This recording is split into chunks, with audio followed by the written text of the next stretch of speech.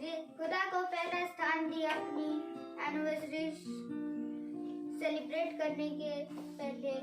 तो आइए हम लोग प्रार्थना में चलें और प्रार्थना में निवेदन करेंगी सोना।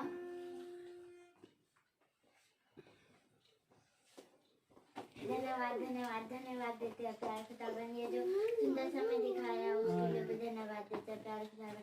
प्यार खुदावन, आज का दिन इतना अद्भुत है कि आज बड़े पापा और कबू मम्मी की एनिवर्सरी है प्यार खुदावन। और कल मेरे पापा मम्मी की भी एनिवर्सरी थी, उसके लिए भी थैंक यू जीसस पापा। आज रात जो भी गरीब है जीसस पापा, उनको भोजन दीजिएगा ताकि वो भरपेट भोजन खाएं, रहने की जगह दीजिएगा ताकि वो अच्छे से रहें प्यार खुदावन। जितने भी हॉस्पिटल में कोरोना के चक्कर में बीमार हैं उनको भी जल्द से जल्द ठीक करिए प्यार खुदावन, ताकि वो अपने घर जल्द से जल्द पहुंचे और आपके नाम का धन्यवाद दिए। चूँकि हिंदी को सुनिए कबूल कीजिए। तो आइए हम लोग गीत क्यों चले और गीत की ओर हम लोगों को लेते रहेंगे। आइए हम लोग गीत क्यों चले। आज का गीत का नाम है परम पिता की हम स्तुति गाएं। परम पिता की हम स्तुति गाएं, कोई है जो बचाता हमें। परम पिता की हम स्तुति गाएं, कोई है जो बचाता हमें। सारे पापों को करता क्षमा, सारे लोगों को करता क्षमा। परम पिता की हम स्तुति गाएं, कोई है जो बचाता हमें। बंदे उसके आसनों में, आनंद से आए उसके चरणों में। बंदे उसके आसनों में, आनंद से आए उसके चरणों में।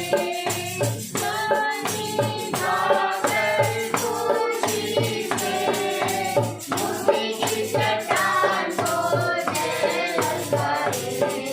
परम पिता की हम स्तुति गाएं, कोई है जो बचाता हमें।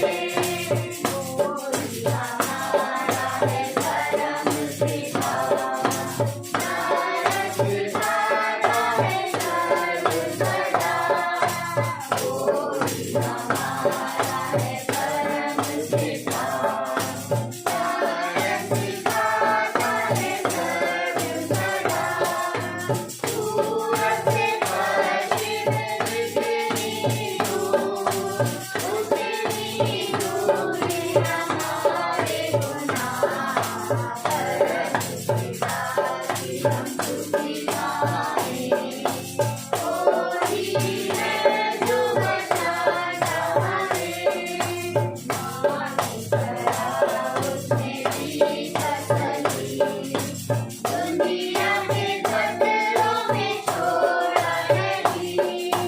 माँ की तरह उसने दी तसल्ली, दुनिया के खतरों में छोड़ा नहीं। आई से दूर करांगा दिया, और भी हमेशा की जिंदगी। परम पिता की हम स्तुति गाएं, कोई है जो बचाता हमें। कोई है जो बचाता हमें।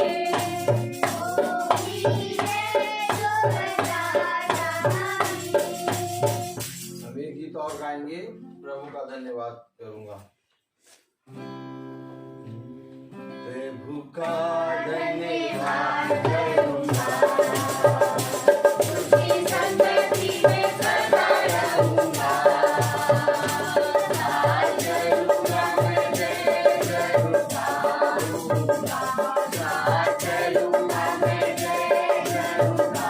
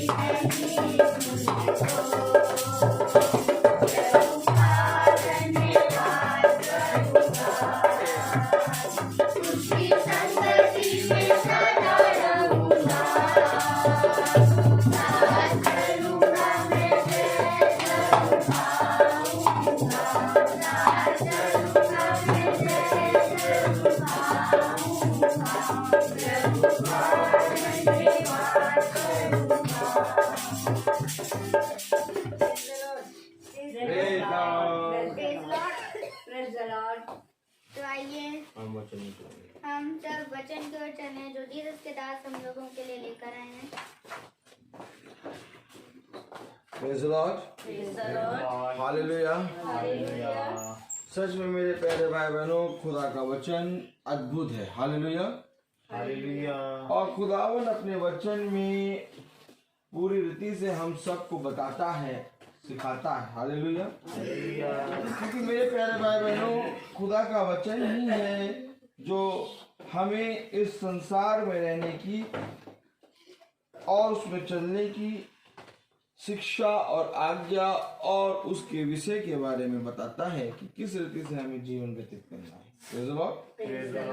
तो मेरे प्यारे भाई बहनों, जीवन व्यतीत करने के लिए खुदा ने हमें बहुत से संस्कार दिए हैं। हालेलुया।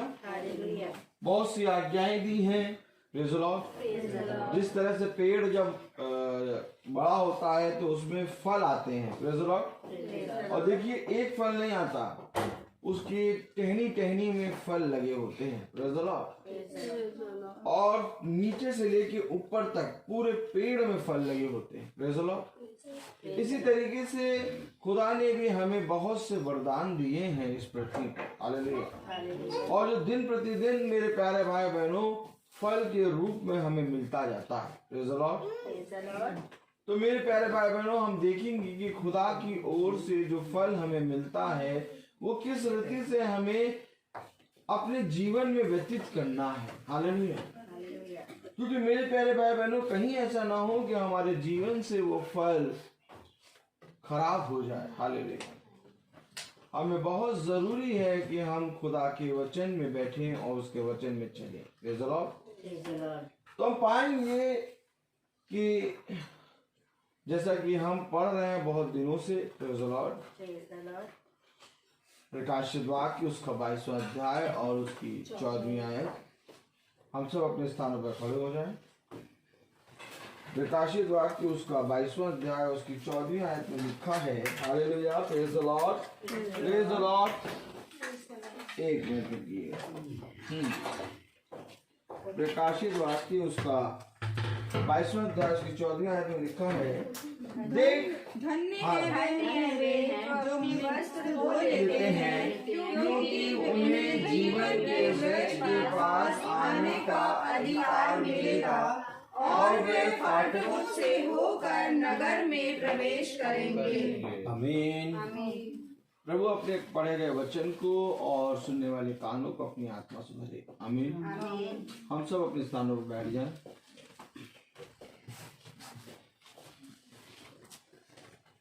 धन्य है वे जो अपने वस्त्र को धो लेते हैं, क्योंकि उन्हें जीवन के वृक्ष के पास आने का अधिकार मिलेगा। वे नगर से फाटकों से वे नगर में प्रवेश करेंगे। जीवन का वृक्ष, ये जीवन का वृक्ष वही है जो हमें बहुत से वरदान देता है। आत्माओं का फल। हालेलुया। आत्मा एक है परंतु उसके फल कई हैं। और धन्य वो दास है जो उसके दिए गए फल को पूरी रीति से संभाल के रखता है और उस फल से कई गुना फल उत्पन्न करता है। Praise the Lord. फल को आप यूं ही ना जाने दीजिए, क्योंकि ये जो फल आपको मिला है, इसी फल की गिनती के अनुसार आपको बहुतायत का फल खुदा की ओर से मिलेगा। खुदा ने कहा मूसा से कि तू फिरौन के पास जाके बताएगा कि इजराइलियों को मिस्र की गुलामी से छोड़ दे और उनको मेरे साथ यहोवा की स्तुति करने के लिए जाने दे। आमीन। तो मेरे प्यारे भाई बहनों, जब ये प्रकाशन मूसा के पास पहुंचा तो मूसा ने सबसे पहले खुदा से क्या कहा? मेरे पास कोई ऐसा फल नहीं है, मेरे पास कुछ नहीं है जो मैं जिसको लेके फिरौन के पास जाऊं। तो देखिए, खुदा ने एक लकड़ी को, जो कि उसके हाथ में रहती थी, लकड़ी अर्थात लकड़ी दर्शाती है मनुष्य के जीवन को। लकड़ी दर्शाती है मेरे प्यारे भाई बहनों वृक्ष को। हालेलुया। लकड़ी दर्शाती है मेरे प्यारे भाई बहनों फल को। Praise the Lord. खुदा ने कहा तेरे हाथ में क्या है? उसने कहा मेरे हाथ में छड़ी है, इस छड़ी को डाल नीचे फेंक। हालेलुया। और जब उस छड़ी को मूसा ने नीचे फेंका तो वो सांप बन गई। और जब उस छड़ी को मूसा ने डर के मारे पीछे से भागा तो खुदा ने कहा इससे डर नहीं, बल्कि इसकी पूंछ पकड़ के इसको उठा ले। और जब उसकी पूंछ पकड़ के उठाया तो वो फिर से लकड़ी बन गई। और बहुत ध्यान से देखिए, खुदा ने कहा तू उनके लिए खुदा ठहरेगा। आमीन। अर्थात मूसा उस समय मनुष्य के लिए खुदा ठहर गया था। आमीन। अगर हम पढ़ना चाहते तो पढ़ लें निर्गमन। चलिए देखेंगे इसका जो हम प्रकाशन खोल रहे हैं खुदा की आत्मा में, तो पहले हम पढ़ लें। Praise the Lord. निर्गमन उसका 3रा अध्याय मेरे ख्याल से है। खोलिए जरा। नहीं, निर्गमन 4था अध्याय उसकी 16वीं आयत पढ़े। वह तेरी ओर से लोगों से बातें किया करेगा, वह तेरे लिए मुंह और तू उसके लिए खुदा ठहरेगा। तू उसके लिए खुदा ठहरेगा। खुदा ठहरेगा। अर्थात जब मूसा ने वो लकड़ी अपने हाथ में ली, प्रेज़ द लॉर्ड, तो जब मूसा के हाथ में लकड़ी है तो वो खुदा के हाथ में मनुष्य है, क्योंकि लकड़ी दर्शाती है मनुष्य को। आमीन। लकड़ी दर्शाती है एक वृक्ष को। वृक्ष के बारे में खुदा ने कहा तू उस वृक्ष के समान है जो नदी के किनारे लगा रहता है, वो न कभी सूखेगा और ना ही कभी ढहेगा, क्योंकि वे दिन भर हरा भरा बना रहेगा। तो जब मूसा के हाथ में लकड़ी है, अर्थात खुदा के हाथ में जब तक मनुष्य है, लेकिन जैसे ही मूसा ने उस लकड़ी को पृथ्वी पे डाला, जैसे ही वो लकड़ी खुदा से दूर हुई, वो श्रापित हो गई, वो सांप बन गई।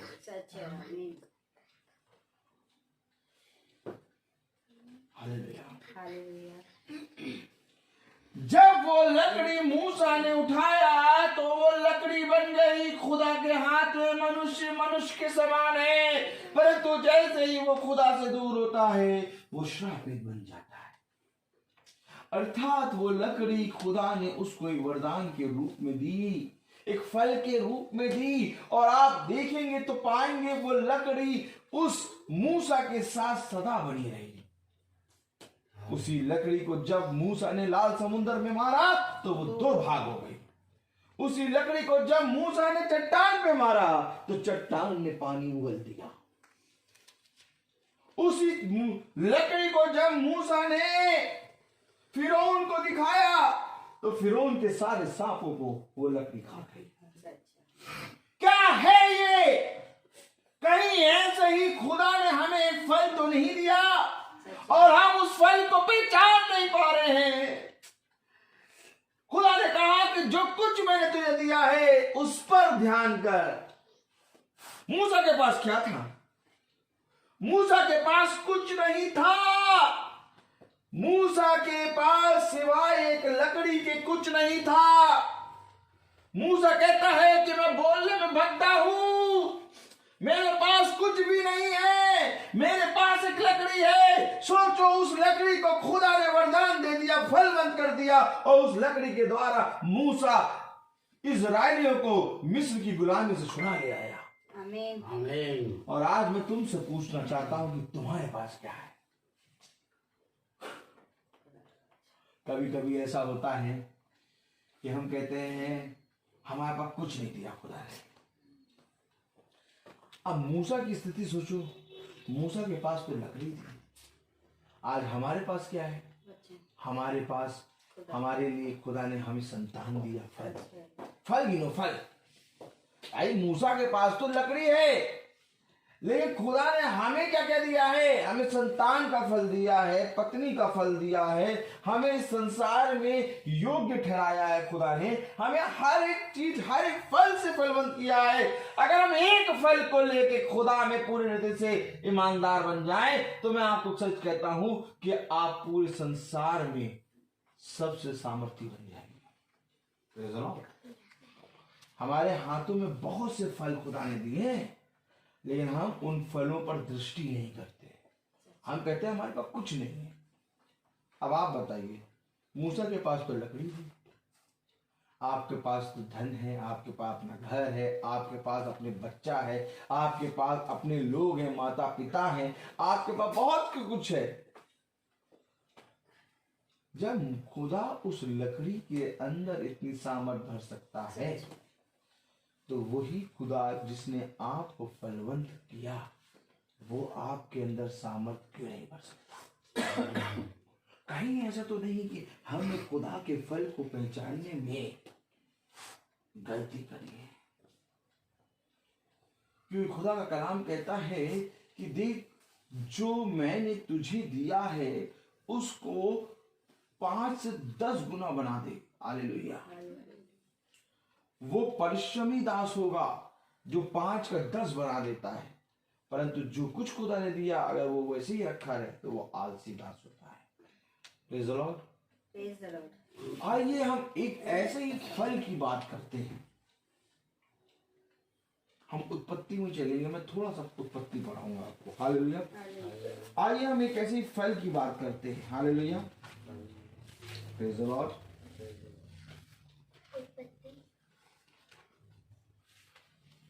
हालेलुया।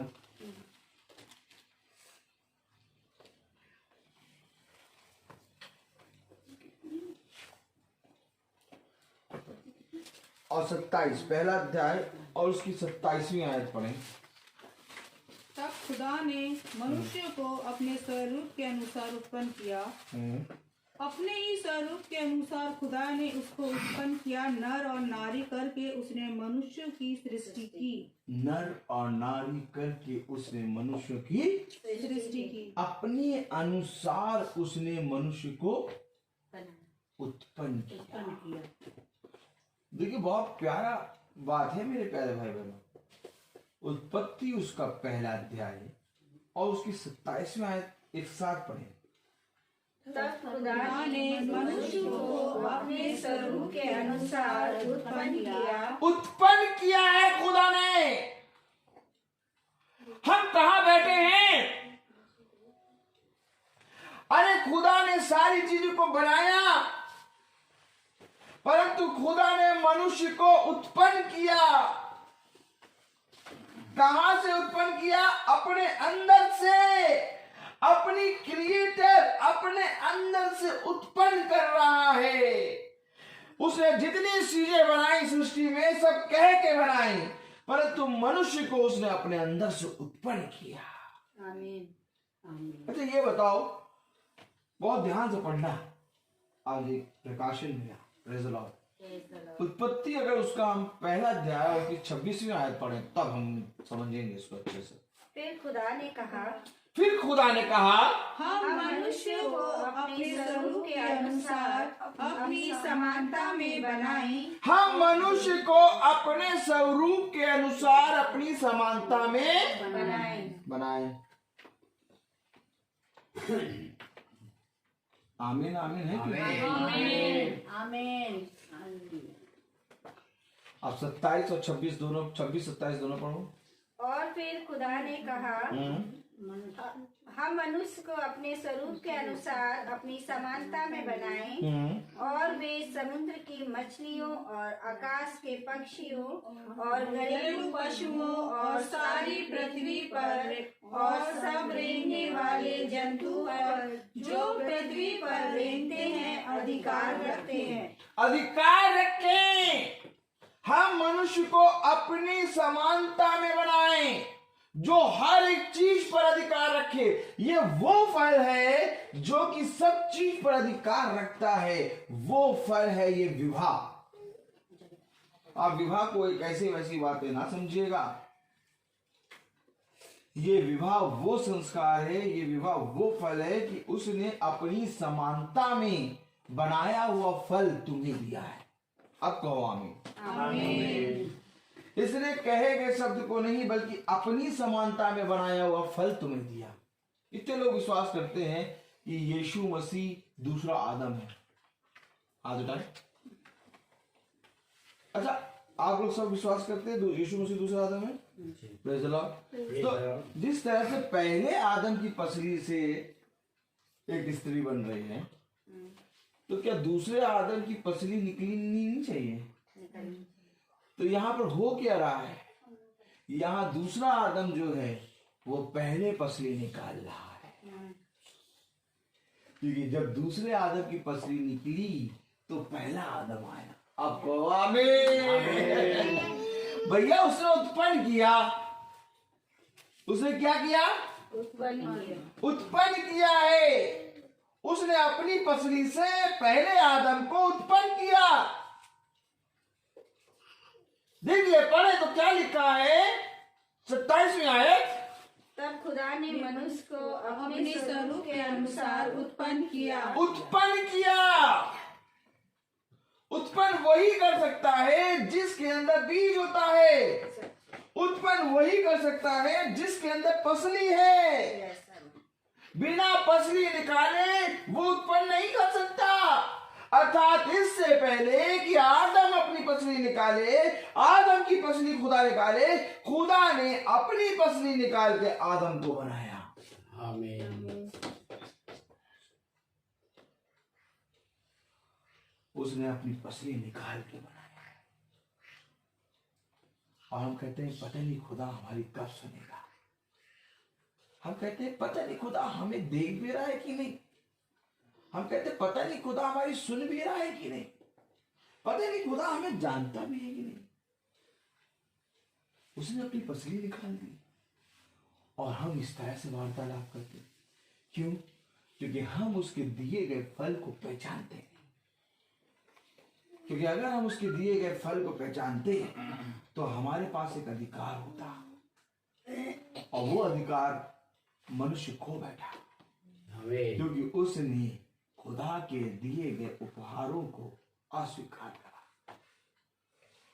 मेरे प्यारे भाई बहनों, जैसे खुदा ने उत्पन्न करा मनुष्य को, उसने अपनी पसली निकाल के आदम को बनाया, और फिर आदम से पसली निकाल के उसने स्त्री बनाई। आमीन। आमीन। मेरे प्यारे भाई बहनों, खुदा हमारा सब कुछ कर सकता है। आज एक समय है जो हम अपनी उस पसली को, जिस पसली को खुदा ने अदन की वाटिका में से निकाल के हमारे लिए तैयार किया। चलिए ये भी देख लें। उत्पत्ति उसका 2 अध्याय,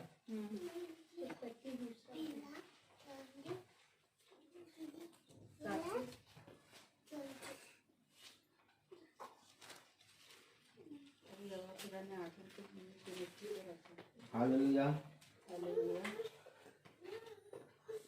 21वीं आयत पढ़े, 2:21। बहुत ध्यान से देखें। हाँ पढ़े।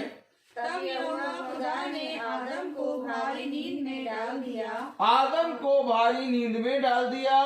और जब वह सो गया तब उसने उसकी एक पसली निकालकर उसकी जगह मांस भर दिया। और यहोवा खुदा ने उस पसली को जो उसने आदम में से निकाली थी स्त्री बना दिया और उसको आदम के पास ले आया। आमीन। तब आदम ने कहा, अब यह मेरी हड्डियों में की हड्डी और मेरे मांस में का मांस है, इसलिए इसका नाम नारी होगा, क्योंकि ये नर में से निकाली गई है। Praise the Lord. खुदा स्त्री को बना के आदम के पास ले आया और तब जाकर आदम ने स्त्री को देखा। हम भारी नींद में सोए हुए थे, हमारी पसली निकाल के एक स्त्री बना दी खुदा ने। हमें मालूम ही नहीं चला कि अलीगढ़ में एक पसली उत्पन्न हुई है और वो बड़ी हो रही है। हमें मालूम नहीं चला कि आलमबाग में एक पसली उत्पन्न होके बड़ी हो रही है। हमें मालूम नहीं चला कि कानपुर में एक पसली निकल के उत्पन्न हो रही है। कितनी बार हम कानपुर गए, बहुत बार, लेकिन हम कभी अपनी पसली को देख ना पाए। कितनी बार हम आलमबाग गए, लेकिन हम कभी पसली को देख ना पाए। मैं तो उसी चर्च का प्रेज़ द लॉर्ड। लेकिन मैं तो अलीगढ़ ही नहीं गया, अलीगढ़ में कोई नहीं गया हमारा, लेकिन तब भी पसली अलीगढ़ में पड़ रही है। बड़ी अब वो पड़े पड़े बड़ी हो रही है। बड़ी अब एक समय आया विवाह का। अब बोलो आमीन। आमीन। देखो विवाह संस्कार कैसा होता है। ये विवाह संस्कार वो फल है जब आदम ने स्त्री को देखा। ये विवाह संस्कार, विवाह का मंच डीजे पीजे के गाने लगाने वाला नहीं है, क्योंकि उस समय आदम अपनी स्त्री को देख रहा है। उस समय अदन की वाटिका की सारी बातें बताने वाला है। हालेलुया। यही बातें तो कल मैंने प्रचार किया, कल का प्रचार सुनिएगा आप। Praise the Lord. और जो प्रचार किया डिट्टो वही हो रहा था वहां पर। Praise the Lord. वही है। तो मेरे प्यारे भाई बहनों, अदन की वाटिका में खुदा ने एक स्त्री को दिखाया आदम को। हालेलुया। हालेलुया। अब अगर हम खुदा के बेटे हैं तो हम उसके फल को जो उसने हमें दिखाया, हम उसके फल को पूरी रीति से, पूरी ईमानदारी के साथ उस फल को ग्रहण करेंगे। लेकिन अगर हम उसके बेटे नहीं हैं तो हम उस फल को पूरी रीति से क्या करेंगे? तोड़कर मरोड़ कर फेंक देंगे, क्योंकि ये कोई और फल नहीं है। ये हमारे मांस में का मांस, हमारी हड्डी में की हड्डी और हमारे अंग में से हमारे लहू में का लहू है। हालेलुया। अब आइए, अब हम देखेंगे कि पति पत्नी के विषय में बाइबल को। आइए हम खोलें इफिसियों। Praise the Lord. ये मैंने आपको इतनी बातें इसलिए बताई ताकि आप जान लें कि स्त्री कैसे उत्पन्न हुई। Praise the Lord. हाँ, जरा देखिए हम इफिसियों उसका 5वां अध्याय और उसकी 22वीं आयत अगर हम पढ़ें तो कलाम में लिखा है, हे पत्नियों, अपने अपने पति के ऐसे अधीन रहो जैसे प्रभु के। देखो अब ये फल जो तुम्हें मिला है, प्रेज़ द लॉर्ड, इस फल में खुदा ने अपनी आज्ञाएं रखी हैं। ये एक फल है और इस फल के अंदर कई आज्ञाएं हैं। इस एक फल के अंदर एक आज्ञा नहीं है। आप अगर सोचेंगे कि इस एक फल के अंदर एक आज्ञा है, हालेलुया, तो आप गलत सोचेंगे। Praise the Lord. हालेलुया।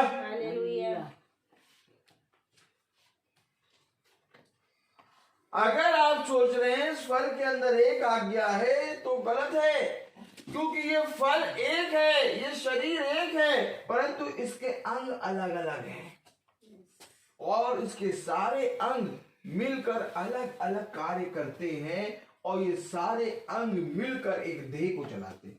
आमीन। इसी रीति से एक फल है और उस फल में कई आज्ञाएं हैं। अगर तुम उस फल को देखोगे केवल, तो केवल तुम पत्नी पत्नी कहोगे जीवन में, मेरी पत्नी मेरी पत्नी। अर्थात सारे याजक सारे पास्टर ये कहेंगे कि एक भली पत्नी यहोवा की ओर से एक उत्तम फल है, बस खत्म। लेकिन फल के गुण अगर नहीं जानोगे, फल की आज्ञाएं नहीं जानोगे, तब तक तुम उस फल को अपने जीवन का आधार नहीं मान पाओगे। आज सबसे बड़ा रीजन यही है तलाक होने का। आज सबसे बड़ा रीजन यही है कि पति पत्नी अपनी जीवन के इस बहुमूल्य रिश्ते को समझ नहीं पाते। क्यों? क्योंकि उन्होंने कभी भी खुदा को ना जाना। अगर वो खुदा को जानते तो मेरे प्यारे भाई बहनों ऐसा ना होता। Praise the Lord. मेरे प्यारे भाई बहनों, आपको मालूम है आज सबसे बड़ा प्रॉब्लम क्या आ रहा है? आज सबसे बड़ी प्रॉब्लम ये आती है कि आज पति पत्नी में के बीच में प्यार नहीं है। आज बहुत छोटी सी बात को लेके पति कहता है कि मैं तुमको अब तुम्हारे घर छोड़ाऊंगा। आप बहुत छोटी सी बात को लेके पत्नी अपने पति को कहती है तुम पति कहलाने के लायक नहीं हो। देखिए, खुदा के दिए गए फल को हम किस रीति से अस्वीकार करते हैं। आपको मालूम है ये जो मैरिज एनिवर्सरी है, इस मैरिज एनिवर्सरी को आपने किस रीति से उस फल को साल भर उस फल की आज्ञाओं शिक्षाओं पर को आपने मान के फॉलो किया है, ये आज का दिन बताता है। आज का दिन जैसे फल जो है पेड़ में छोटा सा होता है, लेकिन एक समय होता है कि फल बहुत पक जाता है। आमीन आमीन। और वो एक दिन होता है फल को तोड़ने का। तो वैसे ही मैरिज एनिवर्सरी एक दिन होती है कि साल भर हमने उस फल में से कितने आनंद उस फल में से लिए हैं। अगर ढेर सारे आनंद तुमने लिए हैं तो जब उस फल को तोड़ने का आएगा तो अपने हाथ को धो के पवित्र बन के पूरी रीति से उस फल के साथ खुदा के सामने खड़े होगे। लेकिन अगर तुमने साल भर में अपने उस फल को ज्यादा अहमियत नहीं दी तो तुम्हारे लिए ये फल उसी समान तोड़ने के लायक है जैसे एक पेड़ में से अमरूद को तोड़ता है। ईंटा मार के तोड़ लिया, डंडा मार के तोड़ लिया, चप्पल फेंक के तोड़ लिया।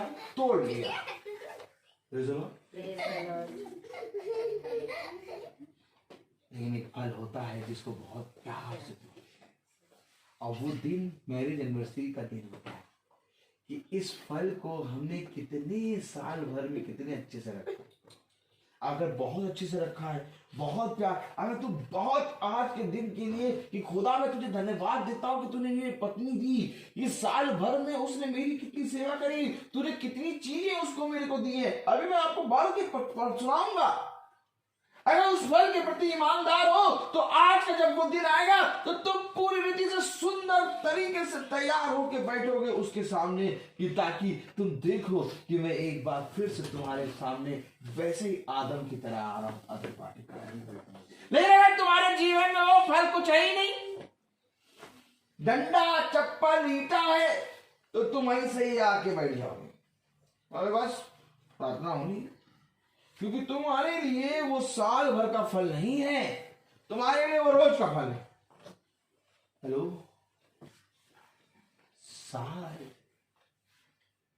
लोग साल गिनते हैं और फिर 50 साल मनाते हैं। साल गिनते हैं फिर 25 साल मनाते हैं। साल गिनते फिर 60 साल मनाते हैं। लेकिन 60 साल में वो एक दूसरे के प्रति जब बैठते हैं दूसरों के सामने तो सूट बूट में बैठते हैं। अब मैं पूछूं 50 साल में मैं पूछूं उनसे कि बेटा जो सूट बूट में बैठे हो 50 साल मना रहे हो, क्या हर साल ऐसे ही सूट बूट में बैठ के मनाए? बात तो यहाँ ये आती है। और ये बुद्धि जब मुझे खुदा ने दी तो मैंने हर एनिवर्सरी में और हर बर्थडे में धूमधाम से प्रचार किया और खुदा के सामने मैं पवित्र बन के बैठा अपनी वाइफ को। क्योंकि मैं आपको सब बता दूं, मेरे लिए ये दिन एनिवर्सरी का दिन एक सबसे बड़ा उपहार है। आपके लिए एक एनिवर्सरी होगी साल की, आपके लिए एक बर्थडे होगा साल का, लेकिन ये वो दिन होता है जिसमें हम मसीह कैसे मसीह है दुनिया को बताएं। आमीन। क्या धन्यवाद करोगे तुम? खुदा ने साल भर तुम्हारी पत्नी को तुमको इतने अच्छे से रखा, वो फल दिया तुम्हें, खुदा ने दिखाया। देखो आदम के पास खुदा स्त्री को ले गया और कहा देख ये तेरा फल है। मेरे प्यारे भाई बहनों, साल भर खुदा तुम्हें चलाता है और कहता है कि आज तू इस फल का धन्यवाद दे खुदा को।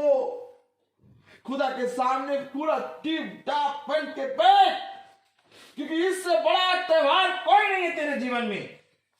अगर सारे त्योहार एक तरफ हो और पत्नी ना हो तो तेरे लिए क्या त्योहार रह जाए? सच। सुन, क्योंकि ये सारी बुद्धि की बातें कहीं और नहीं मिलेंगी, ये केवल खुदा बताएगा। आमीन। मैं तुझसे कहता हूं कि तू मुझे बता कि एक समय आएगा, क्योंकि पृथ्वी का दोनों समय एक समय बराबर नहीं रहता, एक उठा लिया जाएगा, एक बैठा होगा। तब तू सोचेगा काश मैं एनिवर्सरी में अपनी पत्नी के सामने ट्यूब टाप करके बैठता। हाय रे मैं उस दिन कैसे बैठ गया था, हाय रे मैंने अपनी पत्नी को मेरी एनिवर्सरी में कुछ योग्य नहीं समझा, ये क्यों इस तरह से बन के बैठी है, क्या है इसके अंदर ये कि ये बन के बैठी है। प्रार्थना सभा में ऐसे नहीं बैठती है, लेकिन आज एनिवर्सरी में ये ऐसे क्यों बैठी है तुम नहीं समझ पाओगे, क्योंकि इसके लिए जीवन है, ये वो समय है जब इसको खुदा ने आदम को दिखाया ये तेरा आदम है और तू इसके अधीन रहना। तू जितना ज्यादा इसको देखेगी उतना ज्यादा तू मेरे करीब आएगी, क्योंकि धन्य है वो स्त्री जो पृथ्वी पर अपने पति को अधीन रहती है, क्योंकि जब तू अपने पति का अधीन रहेगी तब तू मेरा कहना मानेगी, तब तू मेरा आदर करेगी। परंतु खुदा कलाम कहता है जब तू अपने पति की नहीं हो सकी तो तू मेरे लिए किस काम की। नहीं समझता मनुष्य इस बात को। जैसे ही मोबाइल उठा के हम अश्लील चीज देखते हैं वैसे ही हम अपने पत्नी को मार डालते हैं। आज सुन लो, बाइबल बताती है ये बात। जैसे ही मोबाइल उठा के तुमने अश्लील चीज देखी तुमने अपनी पत्नी के विरोध में पाप करा है। खुदा ने कहा मैं तुझसे सच कहता हूं कि यदि तूने किसी स्त्री को बुरी नजर से देख लिया तो तूने उसके साथ व्यभिचार किया है। अब मुझे तुम बताओ अपनी पत्नी के पास किस नजर से जाओगे? मुझे तो खुदा ये बातें बताता है, इसलिए मैं पागलों के समान लगा रहता हूं। और लोग प्रार्थना में जब बैठते हैं तो बेचारे डर जाते हैं कि कैसी प्रार्थना करता है। मैं तुम्हें नहीं बता सकता मैं कैसी प्रार्थना करता हूं, क्योंकि मैं एक चीज जानता हूं कि मैं जैसी भी प्रार्थना करूं तुम जब बैठो तो मेरे खुदा को आदर मिले। लाठी और सोते से डरो। अपने मोबाइल से जैसे ही तुम गंदी तस्वीर देखते हो अपनी पत्नी के विरोध में पाप कर देते हो। कैसे तुम अपनी पत्नी के प्रति ईमानदार बनोगे? कैसे पत्नी अपने पति के प्रति ईमानदार बनेगी? बहुत फल को बहुत सजो के रखना है मेरे प्यारे भाई, क्योंकि ये फल कहे गए शब्द से नहीं बल्कि पसरी से निकाल के उत्पन्न किया है। मैं इस फल की अहमियत तब समझा जब मैं खुदा को जाना। मैं आपको सच बता रहा हूं कि मैं जितना ज्यादा खुदा को जानता जा रहा हूं उतना ज्यादा मेरे जीवन में मेरे माता पिता, मेरी पत्नी, मेरी बेटी और आप सबका रिस्पेक्ट बढ़ रहा है।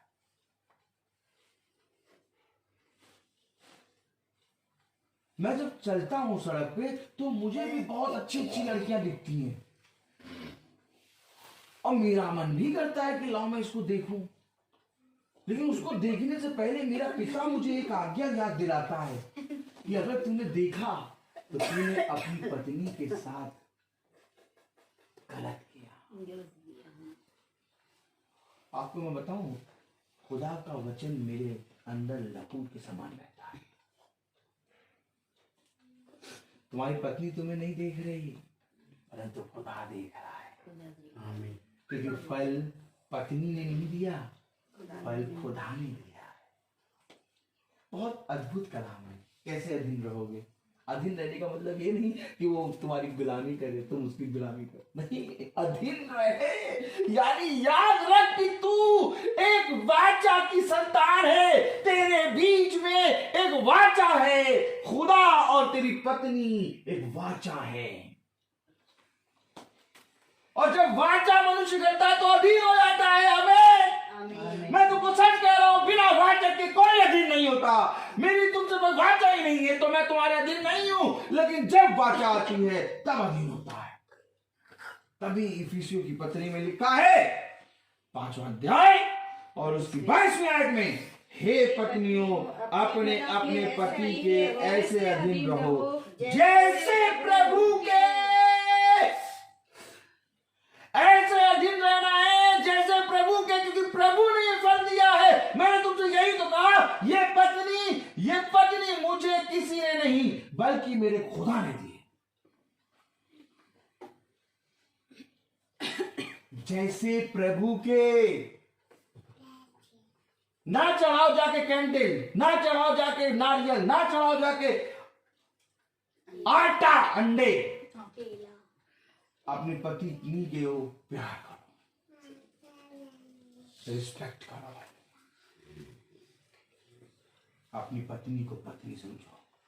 मेरे से भी बहुत सी गलतियां हुई हैं, क्षमा मांगता हूं। हालेलुया। मैं मनुष्य हूं, लेकिन हाँ, मैं धन्यवाद देता हूं कि बहुत जल्दी खुदा मुझे सिखा देता है।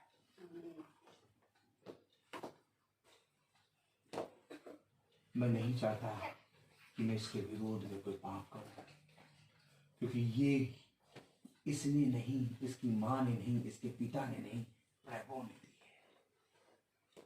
मैं जितना ज्यादा इसका आदर करूंगा उतना ज्यादा प्रभु का आदर होगा। आज ये बहन जो सच धज के बैठी है, इसने अपने प्रभु के दिए गए फल का आदर करा है। और आज ये भाई जिसको सजने धजने का टाइम ही ना मिला, इसने अपने प्रभु के दिए हुए फल का अनादर करा है। मैं तो साफ बताता हूँ, नहीं मैं साफ बताता हूँ, इनकी दृष्टि में नहीं है, लेकिन प्रभु देखता है कि तुम कैसे आए हो। देखो मैं तुमको सच बताता हूँ, मैं प्रार्थना जब करता हूँ तो लोग कहते हैं ऐसे ना करा करो, मैं ऐसे ही करूंगा। क्योंकि भाई जब तक हम सच्चाई ना जाने, आज जब बैठा है, लेकिन कल जब अगली एनिवर्सरी होगी तो देखना कैसे बैठेगा। नहीं ऐसे ही रहते हैं, लेकिन फल बेटा यही तो बात है, यही तो बात है। इसके अंदर भी प्यार करते। नहीं ऐसा नहीं। Praise the Lord, hallelujah. देखिए ऐसे तो सभी रहते हैं, लेकिन जब प्रभु आता है तो सिखाना शुरू करता है। मीटिंग में क्या कर रहे हैं आप बताइए, सीख रहे हैं। ये बातें आपको कहीं सुनने को मिलेंगी, लेकिन आप और हम सब प्रभु के वचन में जब बैठे तो ये सीख रहे हैं। हम लोग सब सीख रहे हैं ये बातें। प्रभु क्या ये धन्य बात है, आत्मा आएगा और तुम्हें सारी बातें सिखाएगा। मुझे नहीं मालूम था क्या निकलेगा वचन से, मुझे नहीं मालूम था कि ये टॉपिक भी निकलेगा, लेकिन आत्मा ने ये बात ठहराई हुई है। भाई आज आप माने चाहे ना माने, आत्मा को ये बात बुरी लगी है तो आत्मा ने ये बात तुमसे कही है, क्योंकि आत्मा तुम्हें वो बात कहेगी जो बात उसको अगेंस्ट में लगेगी, वो बात नहीं कहेगी जो उसके बाद फेवर में होगी। और आत्मा यही काम करता है, तुम्हें सिखाता है। आमीन आमीन। ये ऐसे नहीं रहते, ये बहुत अप टू डेट रहते हैं।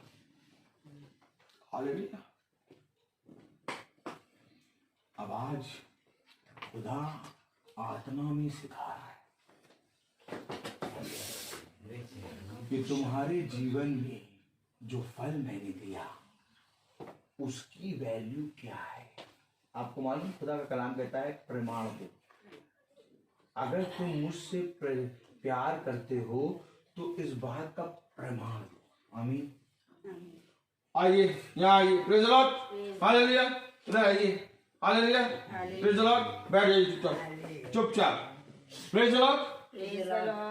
हाँ पढ़े क्या लिखा है, क्योंकि पति पत्नी का सिर है जैसे कि मसीह कलीसिया का सिर है। देखिए, खुदा तुलना पति पत्नी की अपनी कलीसिया और मसीह से कर रहा है।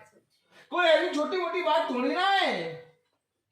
पति पत्नी का सिर है, जैसे मसीह कलीसिया का सिर। और उसने तुम्हारी तुलना किसी भी प्राकृतिक चीजों से नहीं करी है, अपने आप से करी है।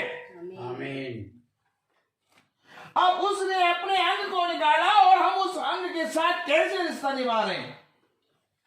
आज हमारे बच्चे क्या सीखेंगे बताइए कि एनिवर्सरी ऐसे होती है, जैसे भी बढ़ जाओ, एनिवर्सरी बर्थडे ऐसे होता है ऐसे भी।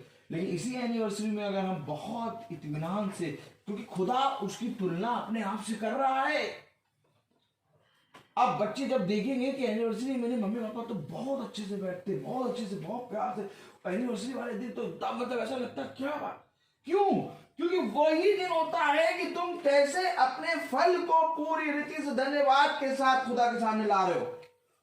खुदा कहता है अपने मन से पवित्र करके अपने आप को मेरे पास लाओ। खुदा कोई भेंट नहीं बल्कि हमें मांगता है। और जब पति पत्नी एक मन हो के सज धज के बैठते हैं, खुदा को पाता है। मैं तो कुछ सच कह रहा हूं, मैं भी सीख रहा हूं। मैं प्रचार कर रहा हूं लेकिन मैं सीख रहा हूं। बहुत सी बातें सीख के हालेलुया। कितना प्यारा खुदा है नहीं? ऐसी ऐसी बातें बताता है, कहीं नहीं सुनने को मिलती। एनिवर्सरी का मतलब बता रहा है। हमारी दृष्टि में भी एनिवर्सरी केवल यही होती है, खा पी लो, नॉनवेज बना लो। नहीं मेरे बच्चों, मेरे प्यारे भाई बहनों, ये एनिवर्सरी नहीं है। एनिवर्सरी वो है जिसको खुदा ने अपनी तुलना में कहा है, उसको खुदा ने अपनी तुलना में रखा है। खुदा ने कहा जैसे पति पत्नी का सिर है वैसे ही मसीह कलीसिया का सिर है। और तुम अपने पत्नी अपने पति के ऐसे अधीन रहे जैसे प्रभु के। यह है खुदा का वचन। क्या ही धन्य होता कि ये वचन, ये आज्ञाएं हमारी हृदय रूपे पट्टियों पर लिखी होती तो आज हम अपनी पत्नियों का मजाक नहीं करते। आज व्हाट्सएप पे हम मजाक नहीं लिखते। आज हम हंसी ठट्टा नहीं उड़ाते अपनी पत्नी का। देखो, जाके देखो, व्हाट्सएप पे मजाक उड़ाते हैं पति पत्नी का। क्यों? क्योंकि वह पत्नी का मजाक नहीं, वो उसको दिए गए फल जिसने दिया उसका मजाक उड़ाते हैं। और शैतान का काम यही है कि वो क्रिएटर का मजाक उड़ाए। देखो, जब यीशु मसीह क्रूसिफ किया गया तो नीचे जितने शैतान थे सब यीशु मसीह का मजाक उड़ा रहे थे, टीप मार रहे थे, थूक रहे थे, दाढ़ी का बाल नोच के कह रहे थे तू बता कि तुझे किसने मारा। और आज भी शैतान खुदा का मजाक उड़ा रहा है। खुदा ने कहा पत्नी अपने पति के ऐसे अधीन रहे जैसे प्रभु के। खुदा ने कहा कि पत्नी का सर, हालेलुया। क्या कहा खुदा ने? हालेलुया। क्योंकि पति पत्नी का सिर है। हालेलुया। क्योंकि पति पत्नी का सिर है। आप बताओ, जैसे मसीह कलीसिया का सिर है, अब पति अपनी पत्नी का मजाक उड़ा रहा है और व्हाट्सएप पे लिख के दे रहा है पत्नी के मैसेज, और हंसी ठट्टा हो रही। आजकल आपको मालूम एक नया फैशन शुरू हो गया। देखिए शैतान ने क्या करा। आजकल मालूम ही नहीं होता कि कौन किसकी पत्नी, कौन किसका पति, क्योंकि सब लस के खड़े होंगे फोटो के।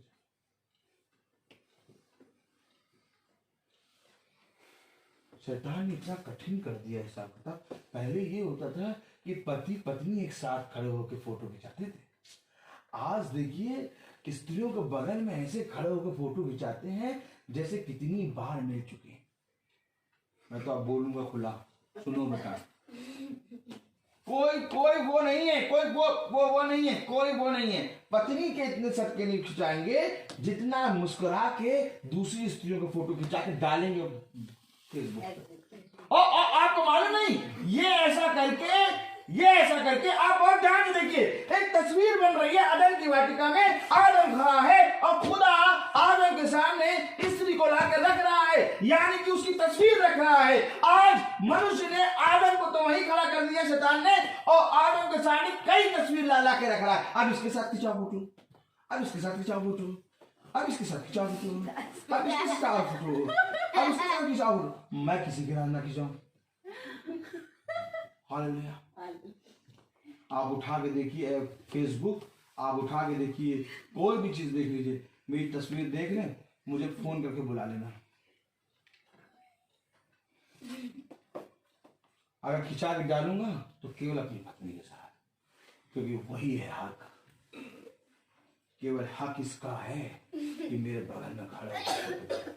मजा लगी कोई स्त्री आकर बगल में फोटो खिंचाए। और यहाँ तक कि मैं आपको बता दूं, कभी ध्यान से देखना, अगर मैं खड़ा होऊंगा तो जेंट्स के बगल में खड़ा होऊंगा और स्त्री के बगल में अपनी पत्नी को खड़ा करूंगा।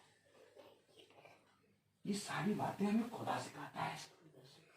नहीं हो सकता कि कोई स्त्री आके बगल में खिंचा ले। Praise the Lord। अरे मेरे खुदा ने मुझे सामने एक स्त्री ला के रखी है। ये मेरी बीवी नहीं है, ये खुदा का फल है। आज मैं बहुत सी चीजें सीख रहा हूँ, लेकिन मैं खुदा को धन्यवाद दे रहा हूँ कि जो फोटो का बता रहा हूँ, मुझे मालूम नहीं था कि मैं बताऊंगा ऐसे, ये आत्मा बता रही है। लेकिन मैं खुदा को धन्यवाद देता हूँ कि इस फोटो में मैं वफादार निकला। कोई हाथ उठा के नहीं कह सकता कि ऐसा है। जानते हो कुछ जानते हो, जब पत्नी देखती है ना, एक टीस मारता पत्नी के दिन में, नहीं बोलती पत्नी, सह लेती। तुम्हारे दृष्टि में कोई टीस नहीं है, लेकिन मैं आज 100% कह रहा हूं, पत्नी के हृदय में टीस मारता है। और अगर पत्नी के हृदय में टीस मारता है ना, तो प्रभु के हृदय में भी टीस मारता है। कोई ऐसी स्त्री है ही नहीं जो अपने पति के बगल में किसी स्त्री को फोटो खींचे हुए अच्छी लगे, नहीं अच्छी लगेगी। अगर स्त्री है, अगर पूरी रीति से ईमानदारी स्त्री है खुदा के प्रति, ये बातें कौन बताएगा? आत्मा आएगा सिखाए।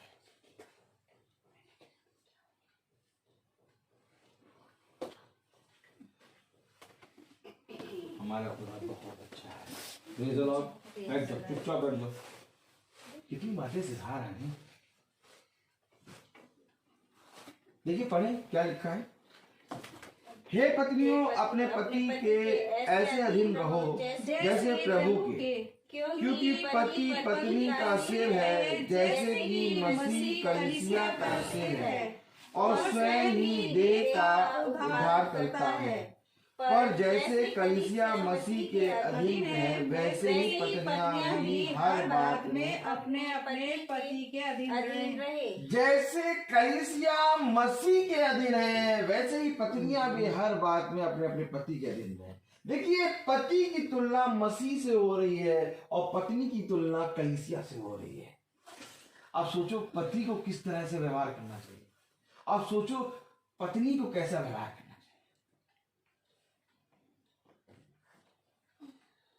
अब पति की तुलना मसीह से हो रही है और पत्नी की तुलना कलीसिया से हो रही है। अब सोचो कलीसिया मसीह खड़े हैं, आप खड़े होकर फोटो खिंचाने से मन नहीं भरेगा, अब चुम्मा लेने की तैयारी शुरू हो गई। क्या होने की तैयारी शुरू? चुम्मा। क्या ये सारी चीजें करके फोटो खिंचा के अच्छा लगेगा? नहीं, बताइए। अगर कोई अन्य जाति का आदमी देखेगा, बढ़िया से तैयार खड़े हैं और चुम्मा ले रहे, उसके अंदर एक गलत धारणा आएगी, व्यभिचार की धारणा। खिंचाओ फोटो। ये सारे काम करने के लिए गुप्त तरीके से खुदा ने कहा है। इनको कैमरे में सबके सामने करके आप क्या पेश करना चाहते? क्योंकि पति मसीह है और कलीसिया दुल्हन है। पत्नी देखो क्या कह रहा है खुदा, किसी जानवर से तुलना नहीं कर रहा है, खुदा अपने आप से तुलना कर रहा है। अरे ये कार्य करने से पहले सोचो तो कर क्या रहे हो। अगर तुम वचन जानते तो ऐसा ना करते, और अगर नहीं जानते तो आज सीखो। क्या ही धन्यवाद है कि तुम सीख रहे हो, आमीन। अन्यथा आगे कभी ऐसे ना करना। Praise the Lord। देखिए आगे पढ़े क्या लिखा है।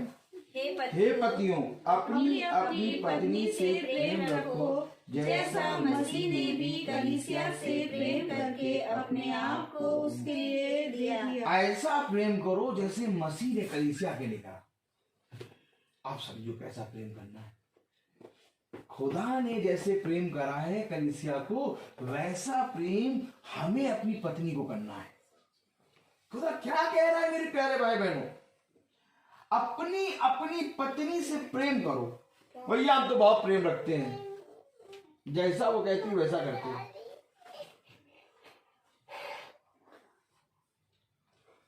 आपको मालूम है जैसा वो कहती है वैसा करने से प्रेम नहीं प्रकट होता। प्रेम प्रकट होता ईमानदारी से। ईमानदारी से अपनी पत्नी के अधीन रहो।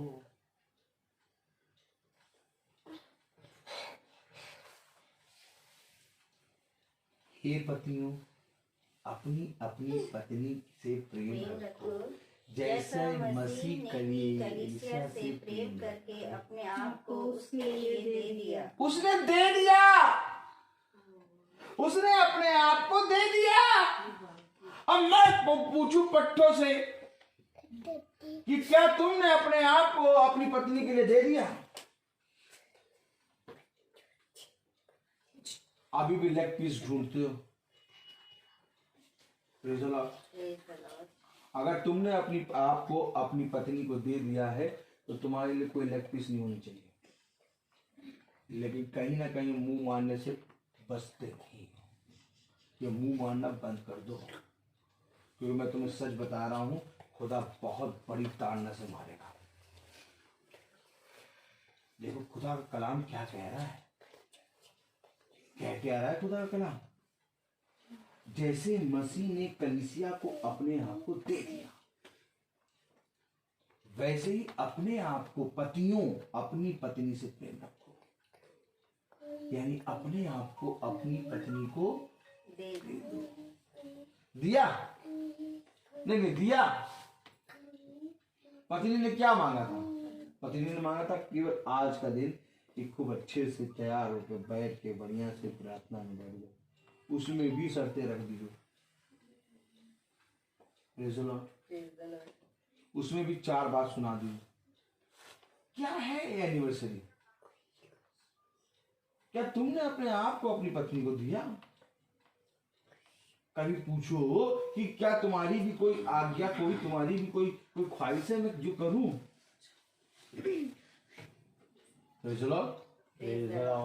नहीं, उनको पूरा करने में चौकसी करो कि अपने ही मन से बस सब करते रहोगे।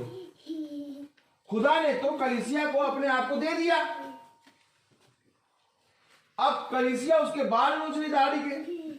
अब कलीसिया क्या कर रही? उसको नंगा कर दी, और कलीसिया ने नंगा करके क्रूस पर चढ़ा दिया।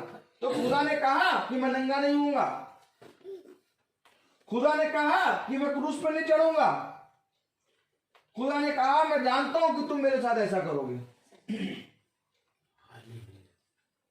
कभी कभी मालूम होता है कि हम ये करेंगे गलत होगा, लेकिन हमारी पत्नी कह रही है तो उसके लिए करो। कब करोगे?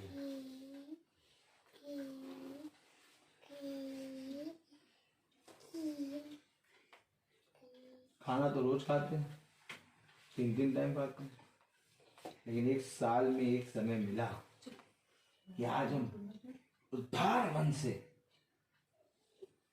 खुदा की स्तुति महिमा करेंगे। अपने बच्चों से कहेंगे बेटा ये आज का वो दिन है जब हमने तुम्हारी मम्मी को मैंने देखा और हम नारी शादी। देखो तुम उस समय वहां नहीं थे, लेकिन आज हम इस तरह से सेलिब्रेट करेंगे जैसे शादी। आपको मालूम आगे क्या होगा? आगे ये होगा कि ये भी जब अपनी शादी का एनिवर्सरी करेंगे तो ऐसे ही करेंगे। Praise the Lord। कौन सिखाएगा ये बात? कौन सिखाएगा?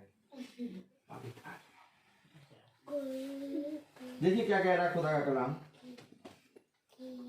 कि उसको वचन के द्वारा जल के स्नान से शुद्ध करके पवित्र बनाए और उसे ऐसी तेजस्वी ये कलीसिया क्या कह रहा है हे कि पत्नियों उसको वचन के द्वारा जल के स्नान से शुद्ध करके पवित्र बनाए। पवित्र बनाओ वचन के द्वारा। क्या तुमने जाके अपनी पत्नी को कभी वचन सुनाया?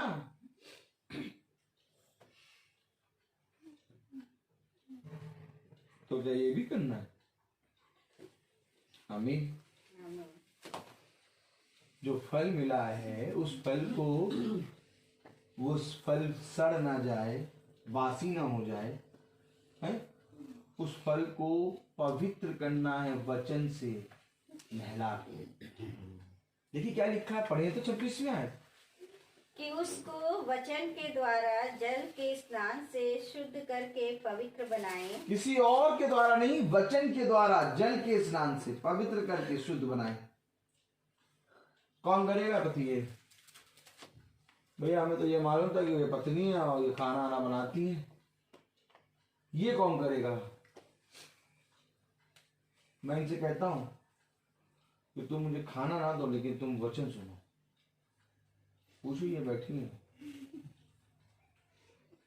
वचन के जल से स्नान कराओ। ये काम कौन करेगा? एक पति करेगा। जिस तरह से मसीह ने अपने लहू से हमें आरा स्नान कराया, वैसे ही एक पति अपनी पत्नी के लिए वचन को द्वारा स्नान कराएगा जल से। हालेलुया। क्या वचन में ये सब लिखा है? क्या इतना पवित्र रास्ता है? Praise the Lord। क्या लिखा है? आगे पढ़ें। और उसे एक ऐसी तेजस्वी कलीसिया बनाकर अपने पास खड़ी करे जिसमें ना कलंक, ना झुर्री, ना कोई और ऐसी वस्तु हो, वरन पवित्र और निर्दोष हो। देखिए क्या कह रहा है, ऐसे पवित्र बनकर अपने बगल में खड़ा करो। हाय रे, यही तो बात मैं कह रहा हूं। स्नान करके जल से, वचन के जल से स्नान करके एकदम नहा धो के अपने बगल में खड़ा करो। कब? जब मैरिज एनिवर्सरी करा तुमने। बस प्रार्थना का वो 6 बजे तक बैठ गए। प्रार्थना नहीं है कि तुम्हारे लिए सजा है, यार बैठना पड़ा। करना तो ये था कि एकदम तैयार होके अपने बगल में खड़ा। ये पत्नी तो ऐसी पत्नी है, ये फल ऐसा फल है कि तुम जैसे भी टेढ़े तिरछे आ जाओगे तब भी ये फल तुम्हें को देख के कहेगा बहुत अच्छे।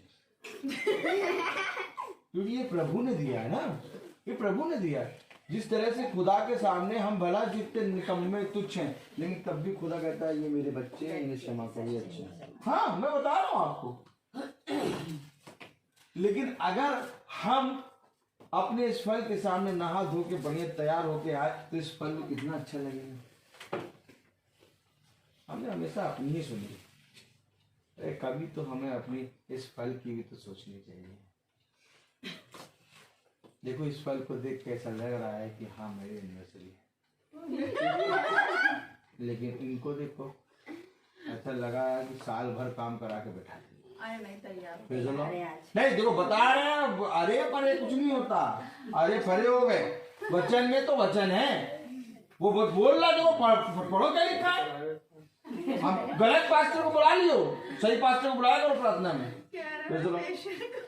हालेलुया। पढ़ेंगे 26 में अच्छे वाले पास्टर को बुलाया करो, बस गलत पास्टर को बुला के कराओगे प्रार्थना, यही तो होगा।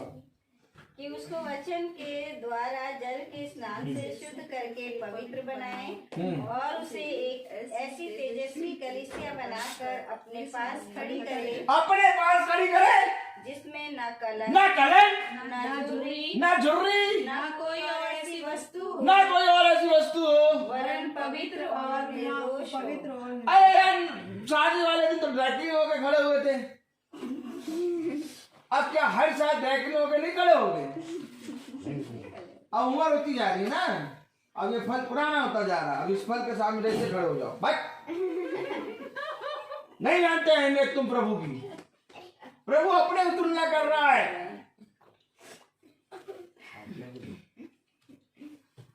हाँ, आपको सच बता रहा हूँ, मैं सच बता रहा हूँ, प्रभु एक नया नया गेट खोल रहा है, अपने बगल में खड़ा करो।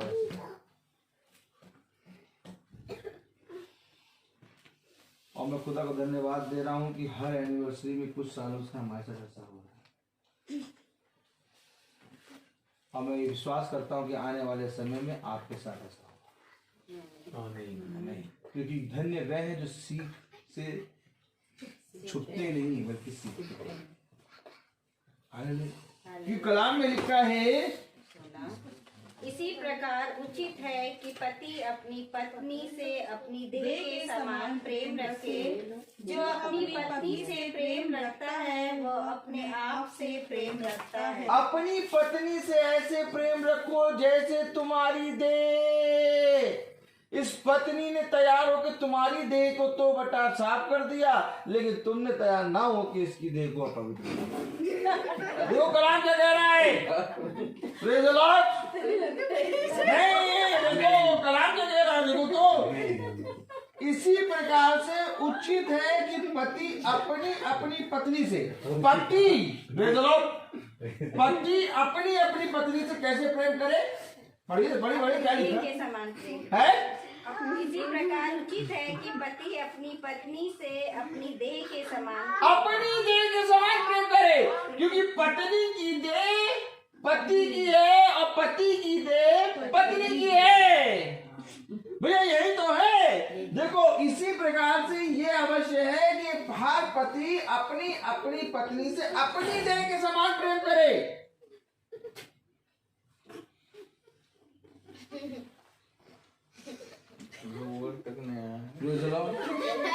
हालेलुया। भैया ये मैं नहीं कह रहा, ये तो खुदा कह रहा, खुदा को पुराना लग रहा तो कह रहा, क्योंकि किसी और ने नहीं, खुदा ने दिया। हम तो वचन से बात कर रहे हैं, मैं तो अपना नाम भी नहीं बताया। हाँ, मैंने ये चीज बता दिया कि गलत पासों को बुरा लिया। कलाम में क्या लिखा देखो, इसी प्रकार उचित है कि पति अपनी अपनी पत्नी से अपनी देह के समान प्रेम करे। आगे, और जो अपनी पत्नी से प्रेम रखता है वो अपने आप से प्रेम रखता है। जो अपनी पत्नी से अपनी देह से प्रेम करता है वो अपने आप से प्रेम करता है। अगर मैं अपनी देह से प्रेम कर रहा हूँ तो मैं अपने आप से प्रेम कर रहा हूँ। आमीन आमीन। नहीं समझता मनुष्य ये बातों को, नहीं समझता। समझेगा कब? जब वचन जानेगा। मैं तो खुदा को धन्यवाद देता हूँ कि खुदा कितने बड़े बड़े प्रकाशन हमारे ऊपर खोलता है। हमें पूरा पूरा पूरा अदन की वाटिका दिखा रहा है वो, कि कैसे खुदा ने एनिवर्सरी मनाई, कैसे खुदा ने विवाह समारोह करा। सबसे बड़ा विवाह समारोह तो खुदा ने करा है।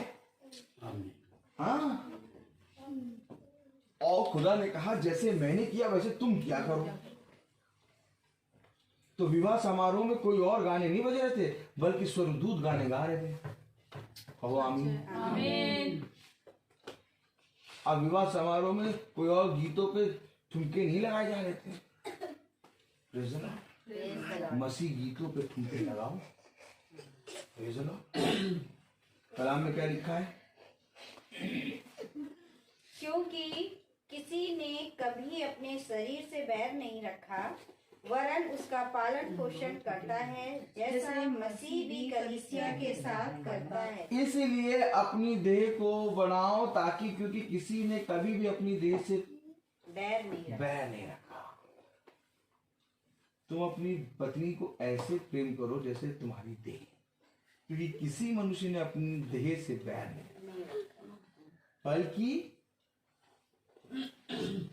जैसा मसीह कलीसिया, बल्कि उसका पालन पोषण करता है, जैसा मसीह कलीसिया के साथ करता है। इसलिए हम उसकी देह के अंग हैं। हम उसकी देह के अंग हैं। बल्कि वो उसका पालन पोषण करता है।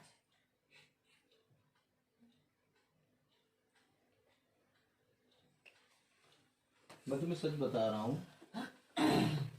इस पृथ्वी में सब कुछ मिल जाएगा, लेकिन इस पृथ्वी पर जो रिश्ते खुदा ने बनाए हैं वो कभी ना मिलेंगे।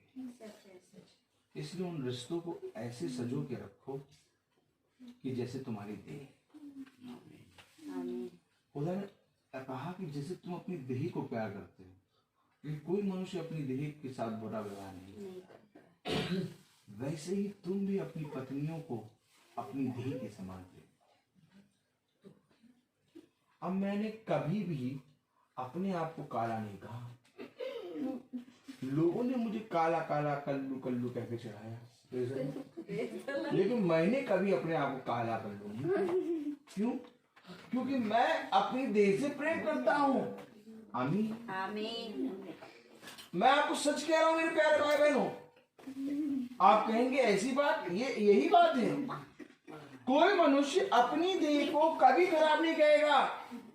डॉक्टर आपको कहेगा कि तुम्हारी देह में ये प्रॉब्लम है, परंतु तुम कहोगे नहीं नहीं बस तब ठीक हो जाएगा, कुछ दिन में ठीक हो जाएगा। तुम नहीं कभी कहोगे कि ये प्रॉब्लम। सच है। आमीन। ये कोई और नहीं बल्कि मेरी देह है।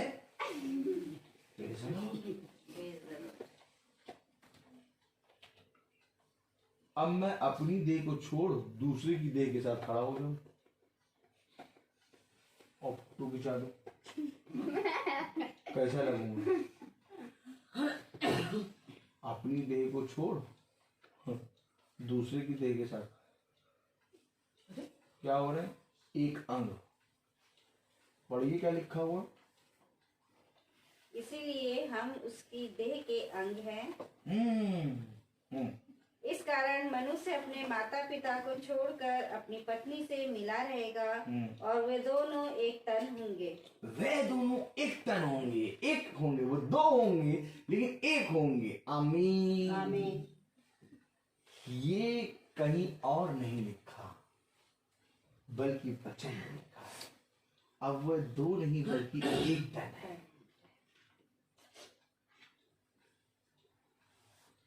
Praise the Lord. Praise the Lord. Hallelujah. Hallelujah. आगे पढ़ें। यह भेद तो बड़ा है, पर मैं यहाँ मसीह और कलीसिया के विषय में कहता हूँ। पर तुम में से हर एक अपनी पत्नी से अपने समान प्रेम रखे और पत्नी भी अपने पति का भय माने। आमीन। आमीन।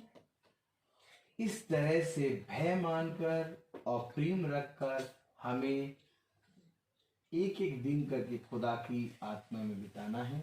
और जब मैरिज एनिवर्सरी हो तो हमें दो देह को एक तन होके दिखाना है। हालेलुया। दुनिया में कैसे जानेंगे लोग इस विवाह संस्कार को खुदा ने क्या स्थान दिया? विवाह संस्कार को क्या स्थान दिया है? जब आपका एनिवर्सरी होगी तो लोगों को बुला के जब वचन सुनाएंगे आप, तब लोग जानेंगे कि विवाह का मतलब क्या है। खुदावन आपके अंदर से प्रचार करेगा। हालेलुया। तो आइए हम प्रार्थना में चलेंगे। हम अपनी आंखों को बंद करेंगे और हम प्रार्थना में चलेंगे। धन्यवाद धन्यवाद प्यारे खुदावन, आज के दिन और इस समय के लिए हम आपको धन्यवाद देते हैं। तेरी सामर्थ, तेरा अनुग्रह सदा प्यारे प्रभु इस घर पे और हमारी भाभी कविता पे और हमारे भाई पे प्यारे प्रभु बना रहे। जिस तरह से इनके 16 साल प्यारे प्रभु आज आपने कंप्लीट किए, वैसे ही प्यारे प्रभु आने वाले समय में भी प्यारे प्रभु इनको बहुत तायत की आशीष दीजिए। इनकी आयु को और लंबा कीजिए और खुदावन होने पाए कि ये दोनों जने प्यारे प्रभु जो फल तूने इनको दिया है उस फल के अनुसार कर वो जीवन बिताए।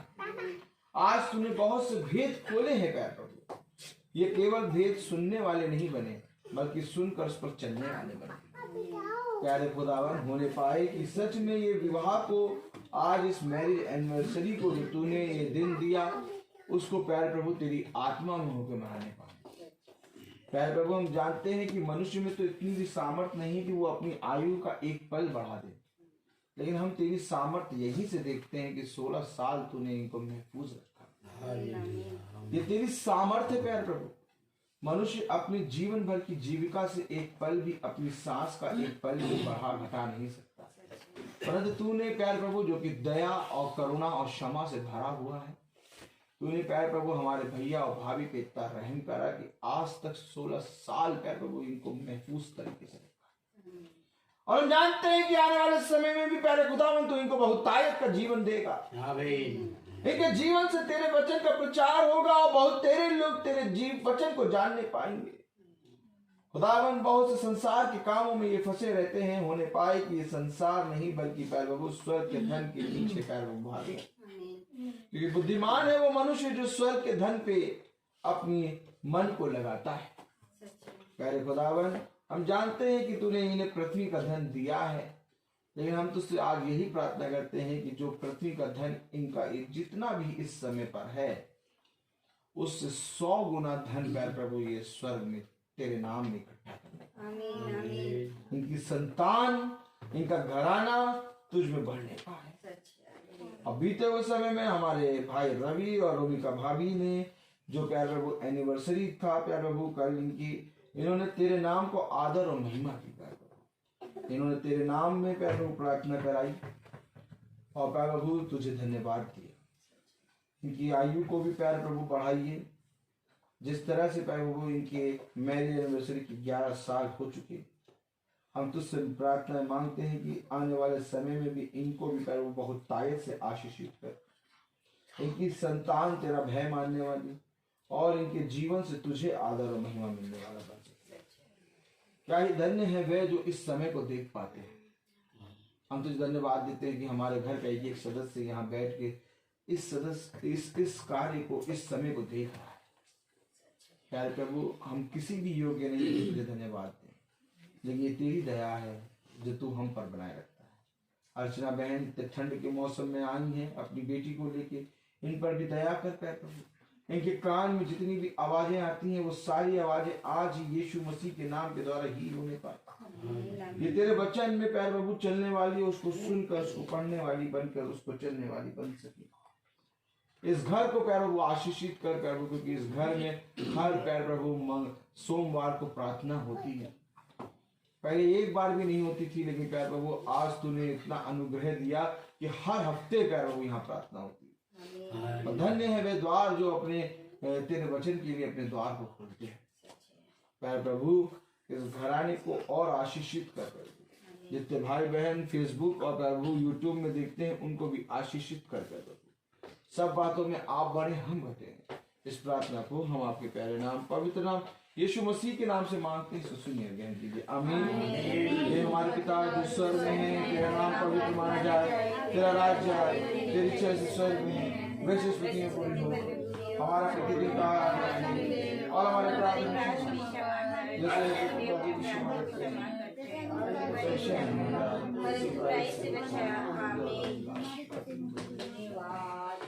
अब हमारे खुदावन यीशु मसीह का फजल, खुदा बाप की मोहब्बत, पाक रूह और रिफाकत सदा आपके साथ बनी रहे। आमीन। धन्यवाद।